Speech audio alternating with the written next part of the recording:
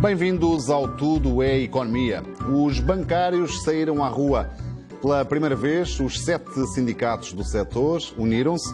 Centenas contestaram em Lisboa, à porta do Parlamento, os programas de eliminação de postos de trabalho em curso em alguns dos grandes bancos em Portugal. Sem grandes alaridos, nos últimos anos houve milhares de saídas, mas os cortes de pessoal têm-se intensificado nos últimos meses. Sobre a cabeça de muitos trabalhadores da banca, paira agora a ameaça de despedimento coletivo. A paz social parece estar comprometida, isto num setor estratégico para a economia do país. Ora, é neste cenário que recebemos Paulo Gonçalves Marcos, o presidente do Sindicato Nacional dos Quadros e Técnicos Bancários, uma estrutura independente, ou seja, sem ligação ao GT ou à CGTP. Muito bem-vindo ao Tudo da Economia, muito obrigado pela presença. Que efeitos esperam dos protestos como o de hoje em Lisboa? Como disse na sua peça inicial, foi a primeira vez que os 7 sindicatos da banca se uniram. Isso é um marco. Vieram pessoas de todo o lado, de uma ponta à outra do país, do continente e das ilhas. A mensagem foi muito audível e foi muito clara. Os bancários não querem ser descartáveis. E foi um protesto tão audível, com tanta gente, que é impossível os banqueiros continuarem a tratar os bancários como descartáveis, é impossível a opinião pública e os poderes políticos e públicos continuarem alheios a este problema. Nós verificamos, e só para dar um bocadinho laia de exemplo, os programas anunciados de reestruturação em Espanha são anunciados, são discutidos com os sindicatos e os poderes públicos não se eximem a participarem no processo. Na Cimeira do Porto, da União Europeia, o presidente do governo espanhol disse alto e bom som que era inadmissível que bancos com centenas de milhões de euros de lucros, com salários de 7 dígitos altos aos seus executivos, estarem a proceder a despedimentos unilaterais. E o que nós queremos é que os poderes públicos e políticos em Portugal tenham uma atitude assertiva e exerçam o seu magistério de influência. Para responder à sua questão ainda de forma mais precisa, esta é uma jornada em que os bancários mostraram que estão solidários, que estão fartos. Os sindicatos ouviram as pessoas na rua e, com certeza, que se alguns dos banqueiros não perceberam os sinais, eles vão ser cada vez mais intensos da nossa parte. O cenário de uma greve dos bancários é uma possibilidade em cima da mesa? É uma possibilidade real? Absolutamente. E dizer que eu acho que os portugueses têm uma fibra não inferior à dos espanhóis. O Bilbao Vizcaya tinha um processo, de despedimentos muito agressivo, houve um conjunto de protestos em toda a Espanha, os trabalhadores bancários saíram e em 37 anos, a primeira vez que o Bilbao Vizcaya teve uma greve em Espanha. O CaixaBank em processo de fusão com a Bankia, um processo potencialmente traumático, um expediente de regulação de emprego afetando mais de 8 mil pessoas, os bancários vieram à rua, protestos sucessivos, uma greve, a primeira greve na história do CaixaBank, uma instituição. Sim, mas o CaixaBank também protagonizou aquele que será que já é chamado um dos maiores acordos na história da banca espanhola, que resulta em 6.452 saídas voluntárias de funcionários em Espanha, é ainda assim menos 1.839. Esse acordo prevê que não haverá despedimentos compulsivos, pré-reformas aos 52 anos. Era possível um acordo do género em Portugal? É possível um acordo, é desejável dizer que os bancos... Ou seja, isto para dizer, os sindicatos espanhóis também não conseguiram travar o movimento de saída de trabalhadores. Mas conseguiram mitigar. Os sindicatos per si nada fazem, quem fazem são os trabalhadores e nós somos apenas os intérpretes da vontade dos nossos sócios. Conseguiram mitigar, conseguiram que não houvesse processos unilaterais, isso é muito importante. E dizer que o que nós estamos a pedir Mas em Portugal também não estão em cima da mesa de despedimentos coletivos. Estão. O que está é a ameaça de despedimento coletivo, se não for, correto. É o que tem sido dito pelas administrações dos bancos, e vamos objetivar, tem-se falado sobretudo do Santander Tota e do Millennium BCP. Foram definidos os objetivos de saída dos trabalhadores e foi dito também que só haverá despedimento coletivo se esse número pretendido por ambos os bancos não for alcançado. Em que é que isto difere do processo espanhol? Difere em tudo. Os planos de reestruturação em Portugal não são apresentados de antemão aos sindicatos. Nós não fomos envolvidos nos processos, não ajudámos a redesenhar ou a encontrar medidas de mitigação e somos confrontados com factos consumados. Isto é o arrepio do que o bom senso, do que a lei e do que a moral deviam impor. Primeiro, portanto, facto consumado. Segundo, não é apresentado nunca o racional e a fundamentação para estas rescisões ou para esta diminuição do quadro pessoal. E valia a pena discutir um bocadinho, os espectadores devem achar que é inevitável, nós temos uma posição de que nada é inevitável na vida e o que está a ser feito em Portugal, o que alguns querem fazer é no espaço de 2, 3, 4 meses, uma redução tão grande como nos 10 anos anteriores e não há nenhuma razão económica, nenhuma alteração de comportamentos do consumidor que faça com que em Portugal, excepcionalmente ao arrepio de toda a Europa, aqui tenha que se fazer em poucos dias, em poucas semanas, processos devem ser feitos faseadamente ao longo do tempo. E, portanto, é ao arrepio de tudo o que deve ser feito. Portanto, nós podemos discutir, mas só recordar, este é o país onde 18% da população é info-excluída. Este é o país onde, quando a terceira vaga do Covid, as escolas fecharam porque não havia computadores nem internet de banda larga para proporcionar o acesso à telescola. Este é o país onde 15% dos jovens não têm competências básicas digitais. Neste país não vale a pena dizer que a digitalização acelerou tudo de forma dramática. Ela já cá está há 10 ou 12 anos e nós não somos dos mais digitais nem dos mais proeficientes na digitalização em parte nenhuma, em comparação nenhuma internacional. E por isso querer fazer aqui, de forma unilateral, como um facto consumado, alegando por vezes a digitalização, parece no mínimo uma história para embalar crianças. E é isso que nós contestamos. Eu vou-lhe dar o meu exemplo. Eu há meses ou há anos que não entro numa agência bancária, tirando situações ocasionais, para levantar dinheiro no multibanco. Como uma boa parte da população acontece isto. É razoável considerar-se que os bancos vão ter que ter o mesmo número de trabalhadores quando os movimentos de ida às agências são incrivelmente menores do que eram há uns anos? Não é razoável e é expectável que as coisas vão evoluindo. O que nós estamos a dizer é, não há nada de substancial, não se alterou nada de forma dramática nestes últimos meses para que de repente vejas o caso de Santander Tota. Já aqui falámos, um banco absolutamente extraordinário que fez-se grande herdeiro do Tota pela junção da lealdade dos clientes, da competência dos bancários e também da competência das equipas de gestão. Desde de outubro do ano transato até o final de setembro, este banco prevê ou desejaria eliminar 25% da sua força de trabalho. Ora, isto não encontra paralelo em lado nenhum do mundo. O Milênio BCP quer reduzir 14% até meados de agosto, 2 meses. Quer dizer, isto são coisas de uma violência absolutamente inusitada. E é verdade o que diz. Mas eu acho é que não mudou nada nos últimos meses substancial. Veja-se que os dados do Banco de Portugal, que saíram a semana passada, relativos a abril, dizem que o crédito à habitação bateu um novo recorde histórico, tenho aqui os números, 1.314 milhões de produção nova. Os processos são muito mais automatizados. Não, mas os processos requerem bancários, ou seja, nós estamos em picos de crédito à habitação, em picos de crédito ao consumo, em picos de moratórias. Ainda hoje o Parlamento aprovou uma forma de mitigação e desmambelamento das moratórias. Isto tudo requer bancários a trabalhar nas agências, nos serviços centrais. Portanto, dizer que mudou, não, tem vindo a mudar paulatinamente e devagar. Sim, até agora, e eu disse isso no início, houve uma saída substancial de trabalhadores dos bancos na última década, até mais que isso. O que é que mudou agora para que...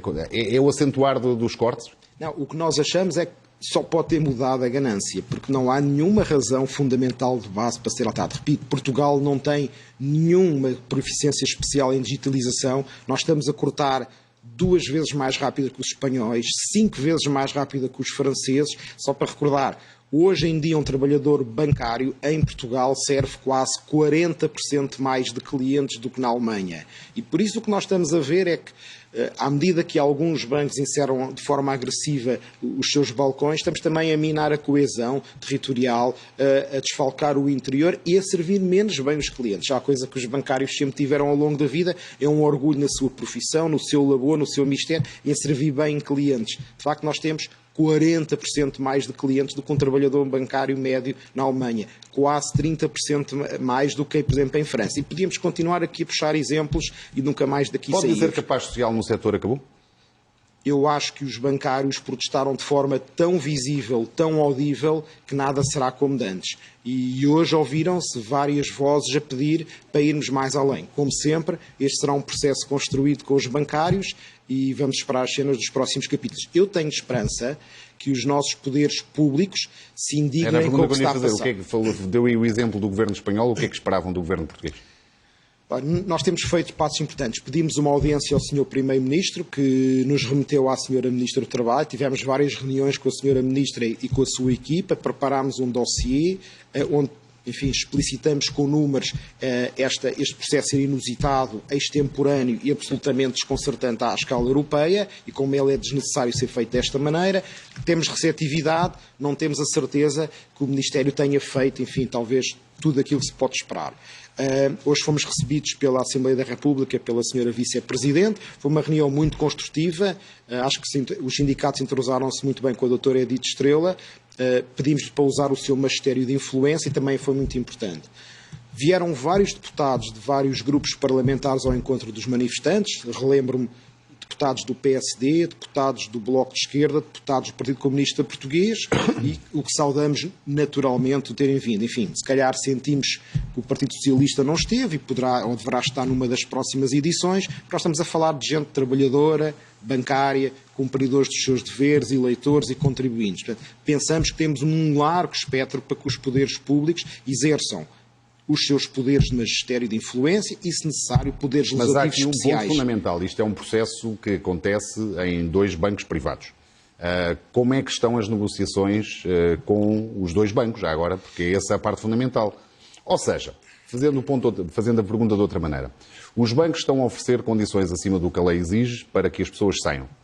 A primeira pergunta que lhe faço é qual é a adesão que está a haver neste momento dos trabalhadores às saídas? Se me permitir, há 3 bancos que estão com processo de estruturação, com exceção do Banco Montepio, que comunicou, participou e trabalhou com os representantes dos trabalhadores de forma bastante mais transparente. Ainda temos o caso do Banco Santander Tota e do Milênio BCP. Portanto, 3 bancos no top 8. Outros estarão a fazer práticas nos antípodas destes. Repito, o que nós precisamos de saber não é negar a realidade, não é parar o vento com as mãos, que isso seria utópico e acho que não contribuiríamos para adicionar valor. O que é importante é que os sindicatos percebam o racional, se é que ele existe, porque o que nós estamos a dizer é que parece que não existe racional. Mas está a haver negociações ou não com os bancos? Não. Está a haver conversas? Está a haver, há canais de comunicação? Sim, há canais abertos, há comissões de acompanhamento, mas estamos a partir sobre uma base absolutamente enviesada, que é uma comunicação de factos consumados. Ora, factos consumados nós já aprendemos há muitos anos atrás que são sempre de repudiar. Não se pode dizer que não há alternativas. E o que nós estamos a ver é, só para dar um exemplo, quando um banco operando em Portugal tem uma rendibilidade dos capitais e empregos 3 vezes superiores à casa-mãe que opera num outro país, porque a raia é que aqui temos que tirar 25% dos trabalhadores e a casa-mãe vai reduzir 12% a 14%.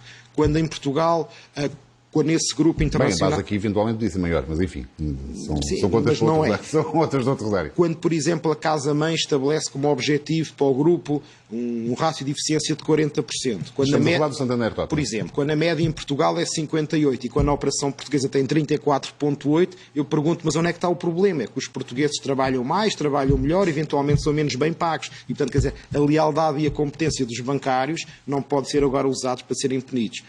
Sobre a adesão dos trabalhadores, olha, eu acho que foram definidos os números de saída?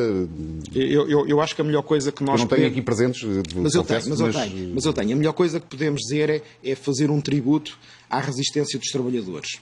Estes são processos que muitas vezes apanham os trabalhadores em teletrabalho, portanto, fora do seu local e dos seus grupos. Mais difícil também a atuação dos sindicatos, é preciso que se perceba, e o que nós temos nos trabalhadores, por exemplo, do Banco Santander Tota, é uma enorme resistência a medidas unilaterais. Este processo começou em outubro e nós já vamos em julho e os trabalhadores continuam a resistir a medidas unilaterais. E por isso obrigou o banco a conversar com os sindicatos, a conversar mais vezes com a Comissão de Trabalhadores, a melhorar as suas propostas, a encontrar, eu diria, alternativas sociais mais aceitáveis, a introduzir um plano de requalificação. O que nós estamos a pedir é muito simples, é tempo, equilíbrio, faseamento e equidade. Não é possível fazer em poucos meses aquilo que na Europa vai demorar 5 ou 6 anos. Já percebi a ideia, Paulo Marcos. Agora há objetivos definidos, quer pelo Milênio BCP, quer pelo Santander Tota.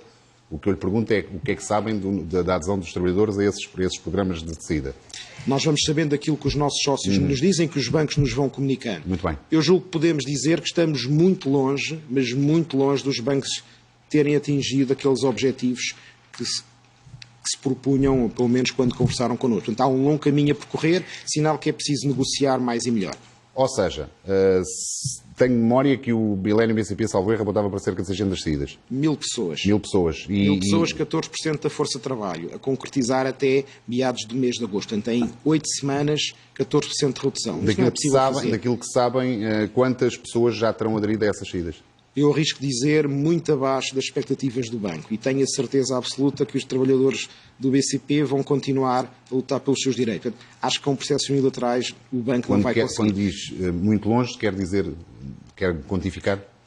É uma questão que deve perguntar também aos responsáveis do banco, mas tenho a certeza absoluta que estão muito abaixo das expectativas iniciais. Portanto, isso abre a porta para eventual despedimento coletivo, caso esse número não abre a seja... porta para que os trabalhadores bancários se unam, sim. E procedam a etapas subsequentes para mostrar à opinião pública e aos banqueiros e aos poderes públicos que este processo é absolutamente desconcertante, inusitado e injusto. As saídas que estão a acontecer estão a ser mesmo voluntárias ou têm registro de voluntários à força?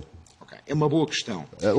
Isto digo hoje porque durante o acompanhamento que fizemos da vossa manifestação, durante a tarde em frente ao Parlamento, houve vários relatos de pessoas que participaram e que deram nota de pressão dos bancos para saírem.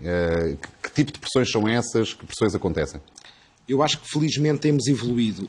Quando um determinado banco começa um processo assim agressivo, encapotado, não discutido com os sindicatos em outubro do ano passado, houve vários indícios, houve vários relatos. Nós criámos uma linha sigilosa, segura de denúncia e preparados ficámos para ativar as instâncias judiciais. Isto é preciso reunir elementos probatórios e documentais, como é bom de se fazer um Estado de Direito.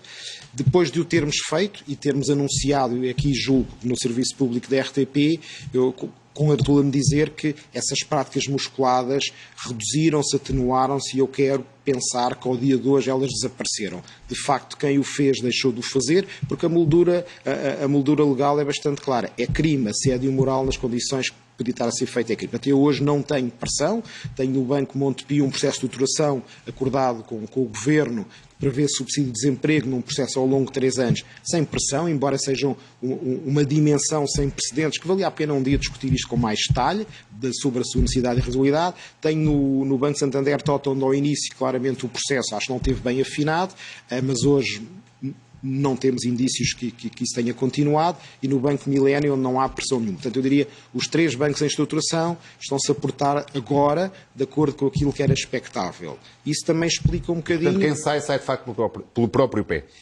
Não, quer dizer, sai pelo próprio pé, não tem nenhuma pistola apontada, mas percebe-se que fechar um balcão no interior, sei lá, vamos dizer em Tortozendo, não é? Perto da Covilhã, numa zona onde a indústria têxtil já não é empregadora, onde não há oportunidades, onde o turismo de habitação está seriamente comprometido, fechar balcões em Tortozendo é, na prática, condenar as pessoas a um mecanismo de desemprego involuntário. Como em Portugal temos uma coisa específica, absurda, aberrante, que é o trabalhador que aceita uma indenização não pode contestar a ilicitude do despedimento. E depois temos os tribunais de trabalho. Infelizmente demoram 4, 5, 6 anos até que as sentenças transitem em julgado. Eu estou-me a lembrar, por exemplo, que quem impugnou o despedimento do Bilbao Vizcaya em 2014 e 2015 só viu ser ressarcidos os seus direitos já em 2020. Agora, por exemplo, o despedimento do Novo Banco 2016 estão a chegar a acordo e a ganhar as pleitos em tribunal. Portanto, demorar 4 e 5 anos a fazer justiça é um convite que as pessoas pensam, não vale a pena resistir, vou morrer à fome. Não é exclusivo deste setor, mas é claramente estudo. Um tema que devemos adressar enquanto sociedade. Os bancos, e vou aqui fazer um bocadinho de advogado do diabo, mas os bancos têm lidado com juros historicamente baixos, ou mesmo negativos, têm afetado a rentabilidade do negócio. Veio a pandemia, vieram moratórias e previsível aumento do crédito mal parado, o incumprimento dos empréstimos. Não é razoável que as gestões dos bancos, ou até não é avisado que as gestões dos bancos queiram racionalizar custos? Olha, isto faz-me lembrar as declarações do professor Mário Centeno, o nosso novo governador do Banco de Portugal. Ele disse em abstrato que os bancos devem ser competitivos. Eu subscrevo porque acho que o nosso governador falou em abstrato. É claro que não É difícil competiria, subscrever uma afirmação claro, não competiria ao governador, até porque não tem experiência bancária, enfim, de gestão de instituições comerciais, emitir opiniões sobre o banco A ou sobre o B. Estamos todos de acordo genericamente sobre a necessidade das empresas serem competitivas. E, de facto, em Portugal há um conjunto de custos-contexto que só acontecem aqui.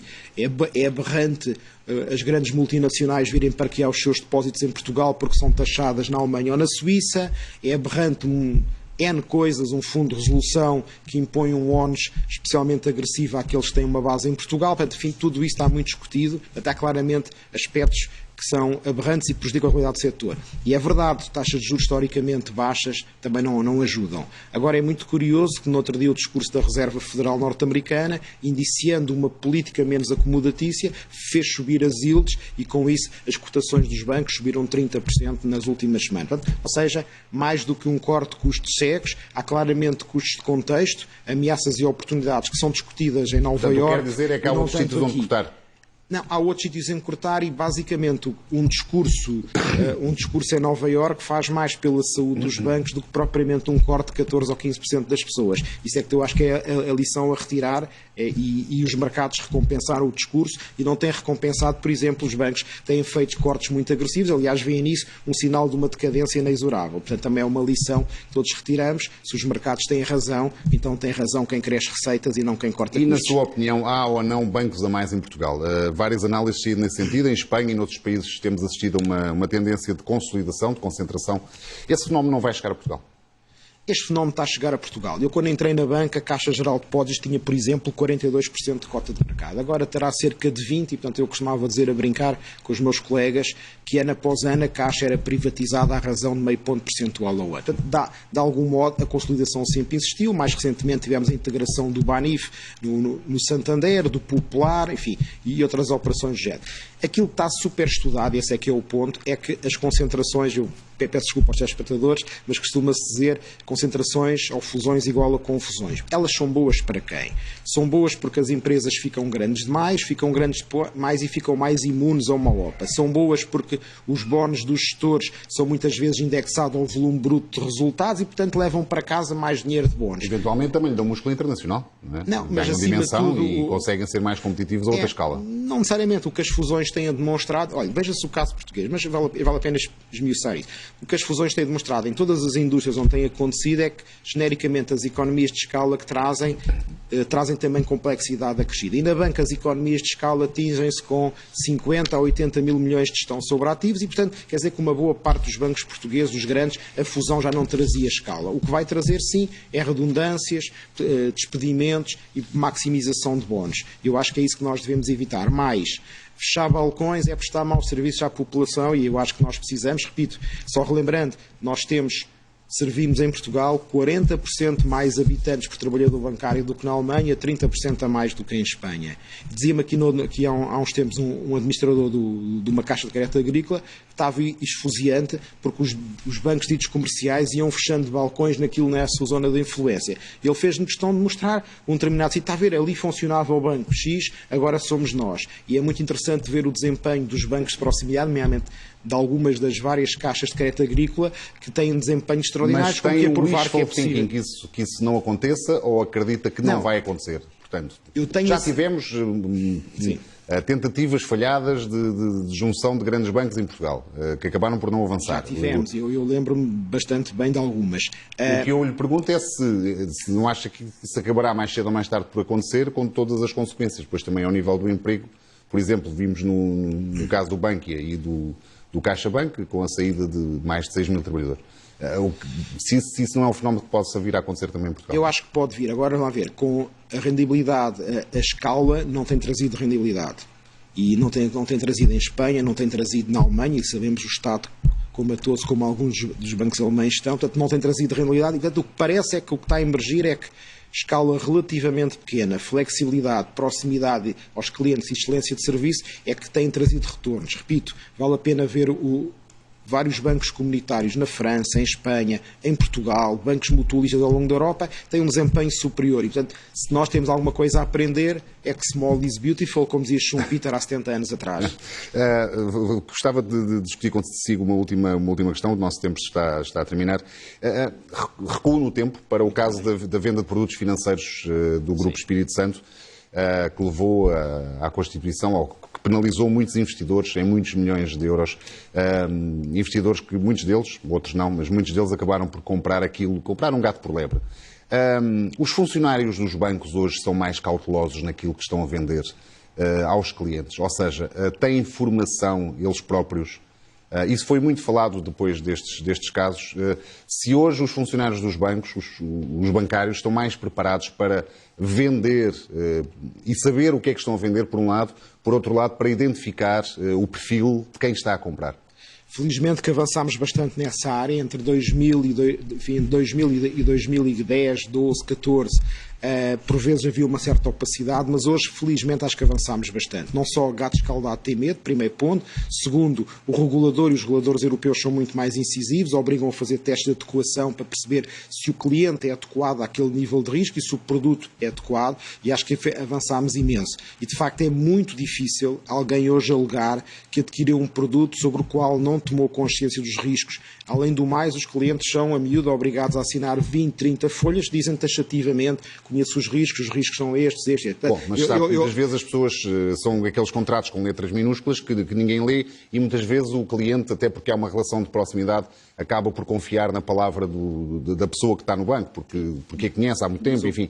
E foi muito isso que aconteceu também na altura eu tenho a certeza absoluta. A dúvida é, se eu hoje for investir e me aconselhar com a pessoa do meu banco, tenho uma grande probabilidade de não estar a ser enganado. Eu acho que tem uma enorme probabilidade, até porque, repare, hoje é cada vez mais difícil, e nós até na consulta pública enfatizámos que devia ser proibido vender produtos de dívida dos próprios acionistas, vender produtos de capital do próprio banco, e mais uma vez testes de adequação ao produto e ao perfil. Portanto, é muito mais difícil, e portanto aqueles arrivistas que não são banqueiros, não são bancários, mas controlaram bancos cujo único fito era endividar a sociedade para seu proveito e para negócios pessoais, eu acho que hoje desapareceram. Isso também explica muito porque é que o setor está muito mais estabilizado. Vale a pena só dizer aos telespectadores: alguns tipos desonestos que tivemos a oportunidade, infelizmente, de reavivar a nossa memória nas comissões parlamentares de inquérito, estão longe. A Justiça deve atuar de forma rápida e célere. Acho que isso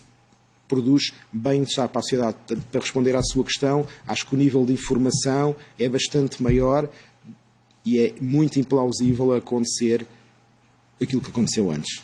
Paulo Gonçalves Marques, muito obrigado pela presença neste Tudo da Economia. Muito obrigado.